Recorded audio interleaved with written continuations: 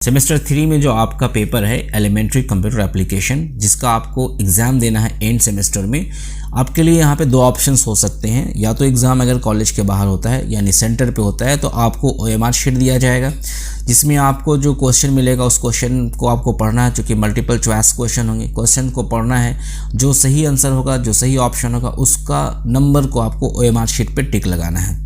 लेकिन अगर exam college पे होता है, कॉलेज के अंदर ही होता है, जैसे जिस तरीके से पहले हुआ है एग्ज़ाम, तो उस एग्ज़ाम में आपको जो है गूगल फॉर्म पे एग्ज़ाम लिया जाएगा। गूगल फॉर्म का जो लिंक होगा आपके मोबाइल के ग्रुप में डाला जाएगा, व्हाट्सएप के ग्रुप में डाला जाएगा। आपने बस लिंक को क्लिक करना है और उसके बाद आपके पास सामने इस तरीके का स्क्रीन जो है वो खुल जाएगा। इसमें कुछ इन्फॉर्मेशन आपको पहले फिल कर लेना है। आज के जो वीडियो में आपको हम बताएंगे इन्फॉर्मेशन फिल करने के बाद 4-5 क्वेश्चन एग्जाम्पल दिखाएंगे, कैसे क्वेश्चन पूछे जाते हैं और आपको टिक कैसे लगाना है सही आंसर पे। ठीक है, तो सबसे पहले आपको जो यहाँ पे पूछा जाएगा वो ईमेल, आपका जो भी ईमेल आईडी होगा आप ईमेल यहाँ पे फिल कर लेंगे। फॉर एग्जांपल ABC123 समथिंग आपका ईमेल है। ईमेल आप बिल्कुल सही भरेंगे, आपका जिस पे भी अकाउंट होगा उस पर आप ईमेल को भर लेंगे। ठीक है, इससे क्या होगा कि आपका जो भी डेटा इन्फॉर्मेशन होगा वो सही से स्टोर होगा हमारे डेटाबेस में। उसके बाद हम देखते हैं आपका नाम जो है, यहाँ पे नेम ऑफ स्टूडेंट है, आपका नेम सपोज राहुल है तो आपने यहाँ पे नाम डाल दिया राहुल। ठीक है, जो सही नाम आपका जो आइडेंटिटी कार्ड में उसको डालना। क्लास रोल नंबर आपने डाल दिया, जो भी आपका रोल नंबर उसको आप डाल देंगे यहाँ पे। यूनिवर्सिटी रोल नंबर, सपोज आप BA के स्टूडेंट हैं तो आप 20 BA समथिंग करके डालेंगे, अगर आपका सेशन 20 वाला होगा तो। उसके बाद आप यहाँ पे आपको रजिस्ट्रेशन नंबर डालना है, जो भी आपका रजिस्ट्रेशन नंबर होगा आप उसको यहाँ पे फिल कर देंगे। यहाँ तक करने के बाद फिर आपसे पूछा जाएगा कि आपका ऑनर सब्जेक्ट क्या है। देखिए, ऑनर सब्जेक्ट जो है इसमें फॉर एग्जांपल अगर आपका हिस्ट्री है तो आप यहाँ पे हिस्ट्री डालेंगे। बहुत सारे स्टूडेंट करते हैं क्या है कि कंप्यूटर का एग्ज़ाम दे रहे हैं तो वो कंप्यूटर डाल देते हैं। इससे क्या होता है, अरेंज करने में बहुत प्रॉब्लम होता है। आपका जो भी ऑनर्स होगा, हिस्ट्री होगा तो हिस्ट्री डालेंगे, पॉलिटिकल साइंस होगा तो पॉलिटिकल साइंस डालेंगे, इकोनॉमिक्स होगा तो इकोनॉमिक्स डाल देंगे। ठीक है, अगर आपका BCA है तो आप BCA डालेंगे। इससे अरेंज करने में बहुत आसानी होती है और बहुत आसान तरीके से जो है इसको ऑर्गेनाइज कर दिया जाता है। तो ये कुछ इन्फॉर्मेशन जो है इंपॉर्टेंट उसको फिल कर देना है। उसके बाद चलिए आपको हम कुछ क्वेश्चन दिखा देते हैं, क्वेश्चन किस तरीके से पूछा जाता है, किस तरीके से क्वेश्चन आता है। देखिए, सबसे पहले क्वेश्चन आपको पढ़ना है। आपने इन्फॉर्मेशन भर दिया अच्छे से सही तरीके से, अब आपको क्वेश्चन पढ़ना ठहर के, चूँकि आपके पास टाइम बहुत ज़्यादा रहेगा। एटलीस्ट अगर कॉलेज में एग्जाम होता है तो 2 घंटे का समय मिलेगा आपको क्वेश्चन पढ़ना है। जैसे पहला क्वेश्चन है the term computer is derived from. याद रहे क्वेश्चन इंग्लिश में ही आएंगे, हिंदी में नहीं पूछा जाएगा अगर गूगल फॉर्म में एग्जाम होता है तो। ठीक है, तो यहाँ पे आपको क्वेश्चन पढ़ना है the term computer is derived from, यानी कि कंप्यूटर का जो वर्ड है ये कहाँ से निकला, कौन भाषा का, ये लैटिन है, जर्मन है, फ्रेंच है, अरबिक है।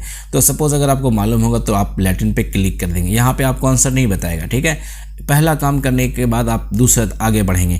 अगर मान लें आप समझते हैं कि ये वाला आपका ऑप्शन गलत हो, आप यहाँ ऑप्शन टिक लगा देंगे, जो सही होगा उस पर आप टिक लगाएंगे। दूसरा क्वेश्चन पे देखें आप, यहाँ पे क्वेश्चन में पहले से टिक लगा हुआ है। आप देखें who is the father of computer, यानी कंप्यूटर के फादर किसको कहा जाता है, एलन ट्यूरिंग, चार्ल्स बेबेज, सैमर क्रे। तो ये डिफरेंट नेम्स है। तो सपोज अगर आप जानते हैं चार्ल्स बेबेज, अगर आपने पढ़ा होगा तो चार्ल्स बेबेज पर आप टिक लगाएंगे। ठीक है, उसके बाद आप नेक्स्ट क्वेश्चन को आपको दिखाते हैं। CD-ROM स्टैंड्स फॉर, तीसरा नंबर का क्वेश्चन है CD-ROM का फुल फॉर्म क्या होता है। Compactable read only memory, compact data read only memory, compactable disc read only memory, compact disc read only memory. अगर आपको मान लो आता है, नहीं आता है तो आप देख लेंगे पहले क्या, आप टिक लगा देंगे उसमें। ठीक है, चले 3 क्वेश्चन आपको हमने बताया, आगे बढ़ेंगे इस तरीके से। सेम जैसे मैं कर रहा हूँ यहाँ पे, आपके मोबाइल में ऐसे स्क्रीन आएगा, आपको बस स्क्रॉल करना है और क्वेश्चन को पढ़ना है। नेक्स्ट क्वेश्चन है the device use to carry digital data on analogue lines is called, यानी कि ऐसे डिवाइस का नाम बताओ जो डिजिटल डेटा को जो है वो डिजिटल डेटा से एनालॉग में कन्वर्ट करता है या कैरी करता है, ले जाता है। तो कौन सा वो चीज़ें हैं, कौन सा वो डिवाइस है, मॉडेम कहलाता है या मल्टीप्लेक्सर कहलाता है, मॉड्यूलेटर कहलाता है, डीमॉड्यूलेटर कहलाता है। तो अब आपको क्या करना है, फॉर एग्जांपल हम लगा देते हैं मॉड्यूलेटर में। अब सही है कि गलत है ये आपका जो है वो बाद में कैलकुलेट होगा मार्क्स। तो इस तरीके से आगे बढ़ेंगे। DOS स्टैंड्स फॉर, तो DOS का फुल फॉर्म क्या होता है, डिस्क ऑपरेटिंग सिस्टम है या डिस्क ऑपरेटिंग सिस्टम है या सेशन है यहाँ पे। तो मान लें हम यहाँ पे टिक लगा देते हैं डिस्क ऑपरेटिंग सिस्टम। तो ये 5 क्वेश्चन हमने आपको बताया। एक और क्वेश्चन दिखाते हैं, what is the name for a web page address. Web page address का नेम क्या होता है। ठीक है, तो आपने यहाँ पे देखा डायरेक्टरी है, प्रोटोकॉल है। देखिए, अब अगर जो क्लास नहीं किए हैं या फिर जो पढ़ाई नहीं की उनको बहुत सारा प्रॉब्लम हो सकता है। ठीक है, या जो पीछे का हमारे वीडियोस नहीं देखे हैं उसको बहुत प्रॉब्लम होगा कि कैसे कौन सा सही आंसर टिक कैसे लगाएंगे। इसलिए आपके पास अभी भी टाइम है, आप जो है सिलेबस को कंप्लीट करें। जो डाउट हमें आप बताएं कि हमें ये चीज़ समझ में नहीं आती तो फिर हम उसका वीडियोस बना के आपको भेजेंगे। इस तरीके से मान लें हम यहाँ पे टिक लगा देते हैं URL पे। तो ये हो गया आपका 6 क्वेश्चन। आगे देखते हैं LED, LCD, CRT are the names related to different types, यानी ये सब किससे बिलोंग करता है, मॉनिटर से, प्रिंटर से, साउंड सिस्टम से, सेमीकंडक्टर से। तो चलिए इसमें मॉनिटर पर टिक लगाते हैं। ओके, उसके बाद देखते हैं यहाँ पे यहाँ पे 7 नंबर पे हमने मॉनिटर पर टिक लगाया। उसके बाद देखें a keyboard is an example of, keyboard किसका एग्जाम्पल है, स्टोरेज डिवाइस है या इनपुट डिवाइस है, आउटपुट डिवाइस है। अगर आपने हमारा वीडियोस देखा होगा इनपुट डिवाइसेस, आउटपुट डिवाइसेस, तो आप जो है इसको आराम से बना सकते हैं कि कीबोर्ड जो है वो इनपुट डिवाइस है, बिकॉज इससे हम जो है इनपुट डेटा को लेते हैं। ठीक है, तो इस तरीके से आप देखेंगे हमने आपको कुछ सैम्पल्स दिखाए हैं क्वेश्चंस। इस तरीके से आप को अगले वीडियो में और भी क्वेश्चंस को दिखाएंगे। तो जो क्वेश्चन आपको पूछा जाएगा गूगल फॉर्म में या फिर एग्ज़ाम दूसरे सेंटर में पूछा जाएगा तो बिल्कुल क्वेश्चन इसी टाइप से होगा, क्वेश्चन कुछ हट के नहीं होगा, क्योंकि क्वेश्चन सिलेबस के अंदर से ही पूछा जाता है। तो इसको करने के बाद आप गूगल फॉर्म में फाइनली जब आप पूरे 50 क्वेश्चन या 100 क्वेश्चन कर लेंगे तो फाइनली आप सबमिट करेंगे। ठीक है, सबमिट के लिए अभी हम बटन बाद में दिखाएंगे, क्योंकि यहाँ पे 100 क्वेश्चन है, आपको हम आज 8 से 9 क्वेश्चन ही दिखाएं। इसको पहले आप देख लें, समझ लें, है ना, किस टाइप से क्वेश्चन पूछा जाता है। फाइनली सबमिट कर देंगे तो आपको एक यहाँ पे मैसेज आएगा कि यू हैव सक्सेसफुली सबमिटेड। उसके बाद आपको कुछ नहीं करना, आपका जो भी आंसर होगा वो हमारे डेटाबेस में आ जाएगा। उसको बाद में हम लोग जो है उसको निकालेंगे और अरेंज करके मार्क्स ऑटोमेटिकली कैलकुलेट हो जाएगा।